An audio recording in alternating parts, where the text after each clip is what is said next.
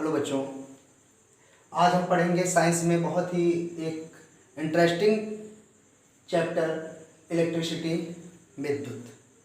तो चलिए, विद्युत को समझने के पहले हम लोग जानते हैं वैद्युत आवेश के विषय में। वैद्युत आवेश, वैद्युत आवेश, इलेक्ट्रिक चार्ज।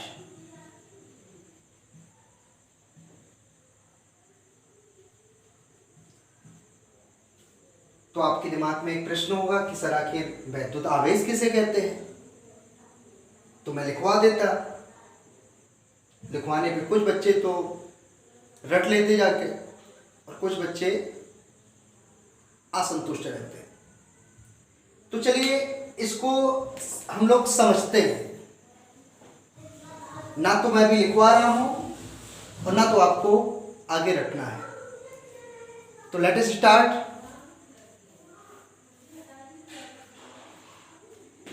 बेटा, ये मैंने एक कॉपी ली और कॉपी में आप अगर देखो तो इसमें कागज के छोटे छोटे टुकड़े पड़े हुए हैं। इसको क्या करो, मार्कर को मैं अपने बालों में इस तरीके से रगड़ रहा हूं।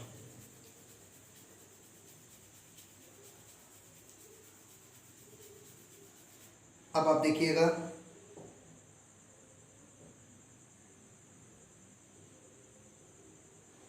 देखिए देखिए, एक मिनट।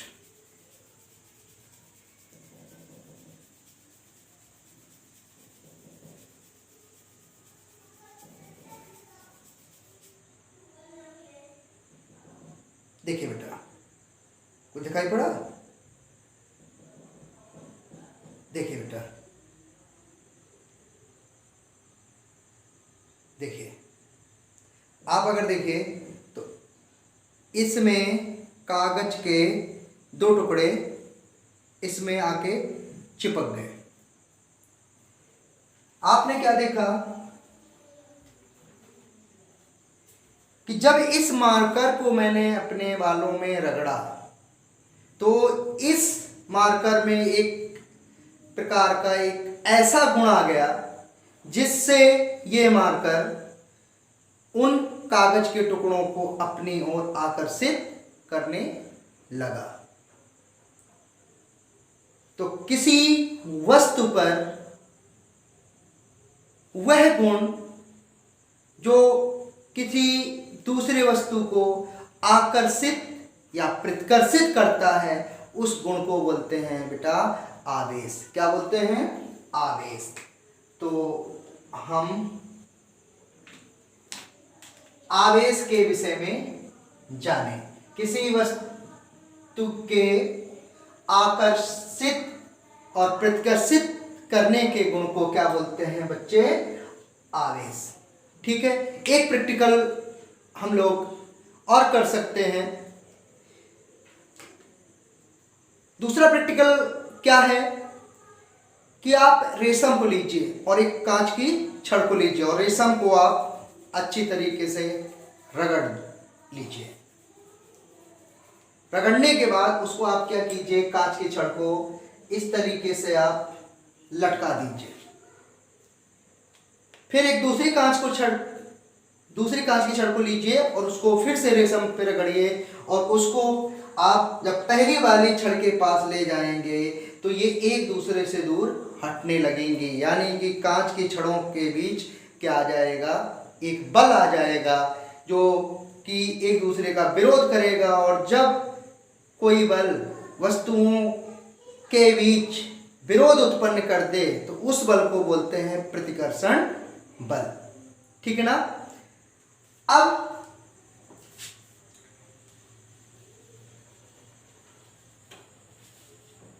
आगे बात करते हैं हम। तो हम जाने कि आवेश बेटा किसे कहते हैं? किसी वस्तु का वह गुण जिसके कारण वस्तु किसी दूसरी वस्तु को आकर्षित या प्रतिकर्षित करती है, उसे हम क्या बोलते हैं? आवेश बोलते हैं। क्या बोलते हैं? आवेश बोलते हैं। आगे सन बेटा 1600 में, सन 1600 में एक ब्रिटिश जो है जानकार थे, उनका नाम था गिलबर्ट। क्या था? गिलबर्ट। ये कहाँ के थे? ब्रिटिश के थे, ब्रिटिश जानकार थे गिलबर्ट। इन्होंने एक लैटिन शब्द, लैटिन शब्द इलेक्ट्रिकल्स की खोज की।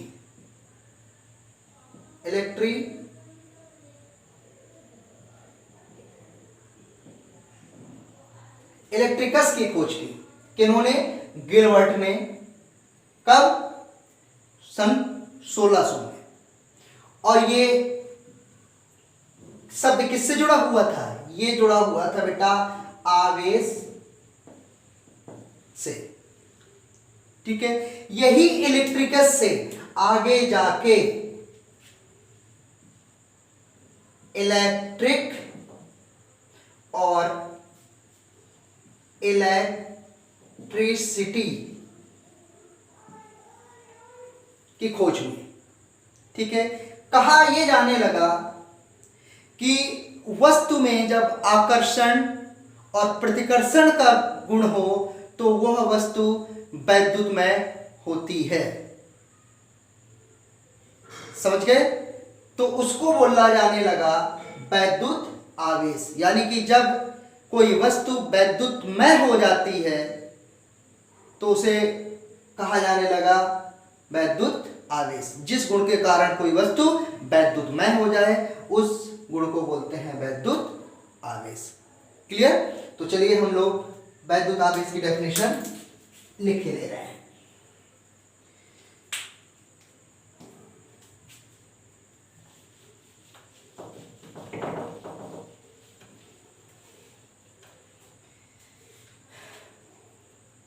किसी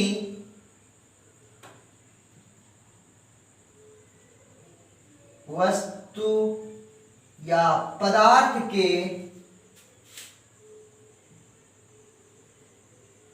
वैद्युतमय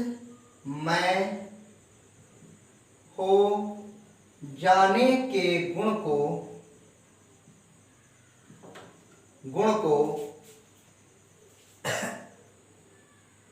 वैद्युत आवेश कहते हैं। ठीक है, कोई वस्तु वैद्युतमय का मतलब उसमें आवेश आ गए, वो वस्तु वैद्युतमय हुई यानी वो आवेशित हुई। ठीक है, तो उसको हम क्या बोल लेंगे? वैद्युत आवेश। इसे Q से प्रदर्शित करते हैं तथा इसका मात्रक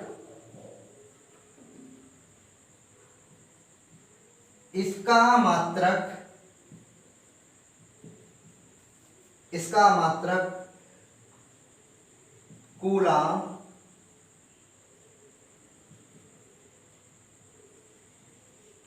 होता है। क्या बेटा? कूलाम। और इसका एक मात्रक और होता है, हम चाहे तो यहां पे लिख सकते हैं कूलाम या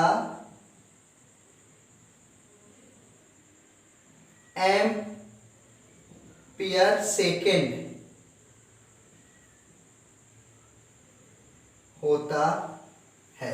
तो किसी वस्तु पदार्थ के वैद्युतमय हो जाने के गुण को वैद्युत आवेश कहते हैं। इसे Q से प्रदर्शित करते हैं, इसका मात्रक कूलाम या एम्पियर सेकेंड होता है। आपको कहीं कहीं बेटा कैपिटल Q भी मिल जाएगा और कहीं कहीं स्मॉल Q। ओके, तो इसमें ओनियन। अब आगे हम बात करते हैं वैद्युत आवेश के प्रकार।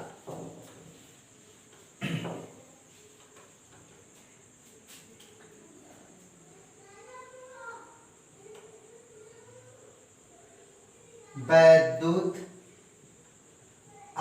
आवेश के प्रकार, यानी वैद्युत आवेश क्या है, इसकी संकल्पना वो आप लोग पढ़ चुके हो, मतलब जान चुके हो। तो वैद्युत आवेश के प्रकार, आवेश बेटा दो प्रकार के होते हैं। पहला होता है धनावेश और दूसरा होता है ऋणावेश।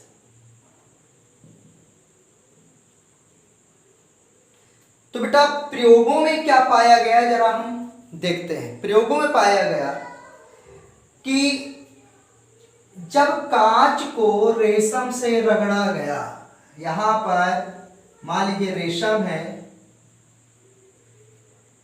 तो जब कांच को रेशम से रगड़ा, ये समझिएगा, जब कांच को रेशम से रगड़ा गया तो कांच में क्या आ गया, धन आवेश आ गया, और रेशम में क्या हो गया, ऋण आवेश हो गया। ठीक है, दो चीज यहां पर समझेंगे। आखिर रेशम में ऋणावेश क्यों आया, कांच में धनावेश क्यों आया? तो कांच में बेटा धनावेश ऐसे आया कि कांच के जो इलेक्ट्रॉन थे वो रेशम में चले गए इलेक्ट्रॉन। तो यहां पर देखिए कितनी अच्छी चीज निकलेगी, कांच के जो इलेक्ट्रॉन थे वो कहां चले गए, रेशम में चले गए, यानी कि रेशम ने इलेक्ट्रॉन को लिया और कांच ने इलेक्ट्रॉन को दिया। तो कांच में धनावेश आ गया, रेशम में ऋणावेश आ गया, यानी कि जो वस्तु इलेक्ट्रॉनों का ग्रहण करती है वह वस्तु ऋणावेशित हो जाती है, और जो वस्तु, यहां पर बेटा ये क्या था, कांच था ना, कांच की छड़, जो वस्तु इलेक्ट्रॉनों का त्याग करती है वह वस्तु धनावेशित हो जाती है। क्लियर? पहली चीज तो यहां पर ये समझे। अभी जब मैंने प्रैक्टिकल किया था तो मैंने क्या बताया, एक दूसरी कांच को आप रेशम से रगड़ते हो और दोनों कांच की छड़ों को जब हम पास पास लाते हैं तो क्या देखते हैं कि वो एक दूसरे से दूर हटने लगती हैं, यानी कि दूसरी कांच की छड़ में भी क्या आ जाता है, धन आवेश ऐसे आ जाता है। ठीक है, इसको भी हम ऐसे लिख सकते हैं, कोई दिक्कत नहीं। आपने क्या जाना, जब इन दो छड़ों के बीच हम बल देखते हैं तो वो बल होता है प्रतिकर्षण। एक चीज यहां से निकली कि समान आवेशों के बीच हमेशा प्रतिकर्षण बल लगता है। और एक चीज देखो, कांच के इलेक्ट्रॉन इस पर पहुंच गए, यानी कि ये दोनों विपरीत आवेश, इसमें दोनों विपरीत आवेश है ना, इनके बीच क्या लगेगा, आकर्षण बल, आकर्षण बल। तो आपने दो चीजें जानी, एक तो इलेक्ट्रॉन के त्यागने ग्रहण करने के बारे में, एक जाना समान आवेश और विपरीत आवेश के बारे में। तो चलिए हम लोग यहां पर लिखते हैं, क्या लिखेंगे,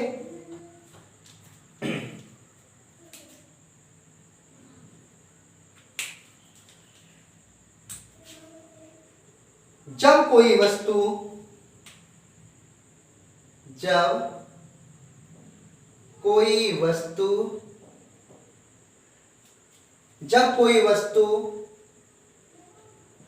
इलेक्ट्रॉन का त्याग करती है, यानी धनावेश का मतलब यहां पर क्या है, जब कोई वस्तु इलेक्ट्रॉन का त्याग करती है, और ऋणावेश का मतलब जब कोई वस्तु इलेक्ट्रॉन का ग्रहण करती है। समझ गए ना, इलेक्ट्रॉनों को देना वस्तु का धनावेश होना, इलेक्ट्रॉनों को लेना वस्तु का ऋणावेश होना। क्लियर? और एक नोट में हम चीज जानेंगे, क्या जाना, कि समान आवेशों के बीच, समान आवेशों के बीच प्रतिकर्षण बल तथा विपरीत आवेशों के बीच आकर्षण बल कार्य करता है। यानी कि अगर एक वस्तु ये अगर ऋणावेशित है और ये धनावेशित है, ये ऋणावेशित है और ये धनावेशित है, तो समझ लो कि ये दोनों एक दूसरे के पास आएंगी। और अगर ये दोनों ऋणावेशित हुई तो एक दूसरे दूर जाएंगी, या ये दोनों धनावेशित हुई तो भी एक दूसरे से दूर जाएंगी। ठीक है ना। तो समान आवेशों के बीच प्रतिकर्षण बल तथा विपरीत आवेशों के बीच आकर्षण बल कार्य करता है। इतनी चीजें हम लोगों ने समझा। आगे हम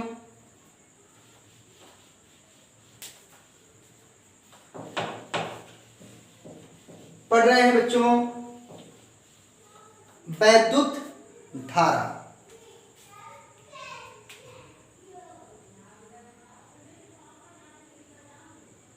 वैद्युत धारा, इलेक्ट्रिक करंट। वैद्युत धारा होती है विद्युत आवेश के प्रवाह की दर को, विद्युत आवेश की प्रवाह की दर को, दर किस पे कंक्लूड की जाती है? समय के सापेक्ष ना। तो विद्युत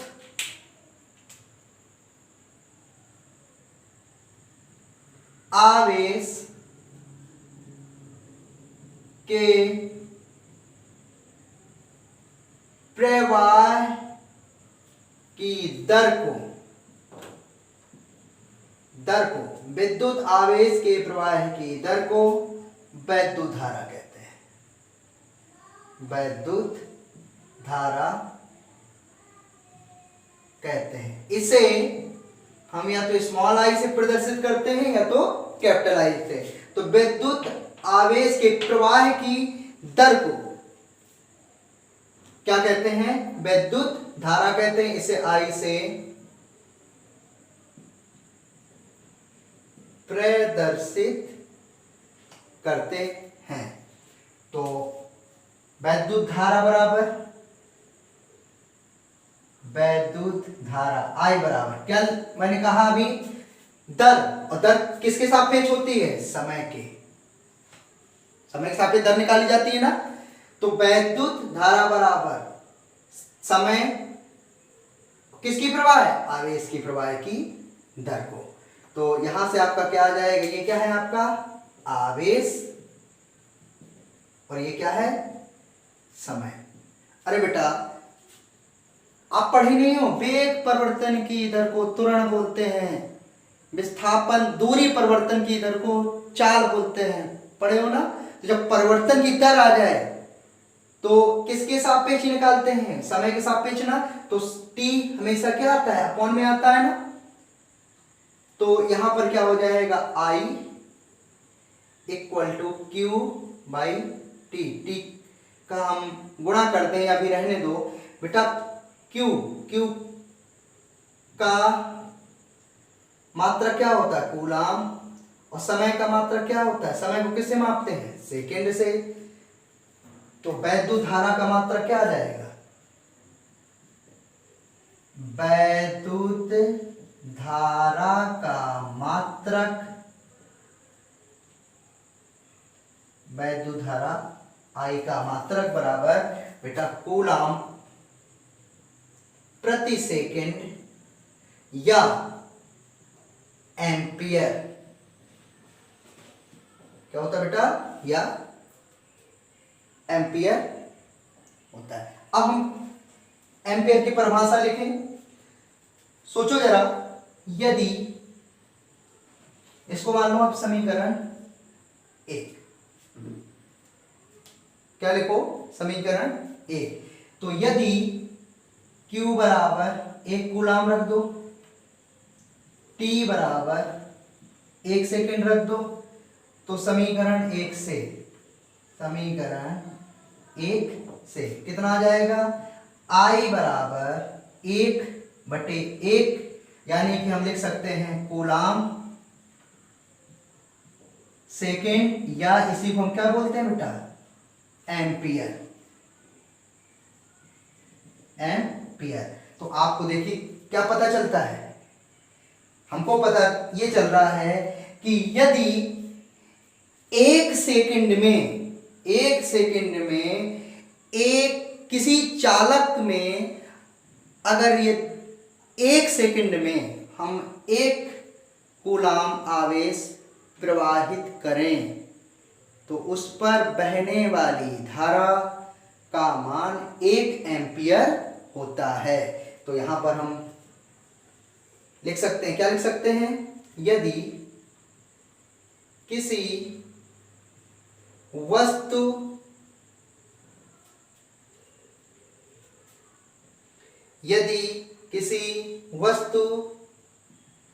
में 1 कूलाम आवेश को 1 सेकेंड तक प्रवाहित किया जाता है तो उस वस्तु में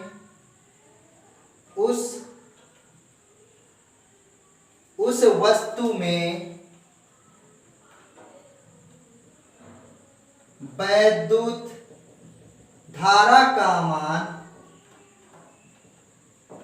1 एम्पियर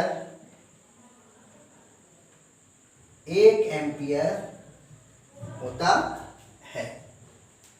तो अगर हम 1 कूलाम रखते हैं, किसमें, 1 कूलाम, और समय भी क्या लिखते हैं, 1 कूलाम, तो देखो ये क्या कह रहा है, यदि किसी वस्तु में 1 कूलाम आवेश को 1 सेकंड तक प्रवाहित किया जाए तो उस वस्तु में वैद्युत धारा का मान, देखो इसको हम काटेंगे तो 1 एम्पियर आएगा कि नहीं आएगा, 1 एम्पियर होता है। क्लियर।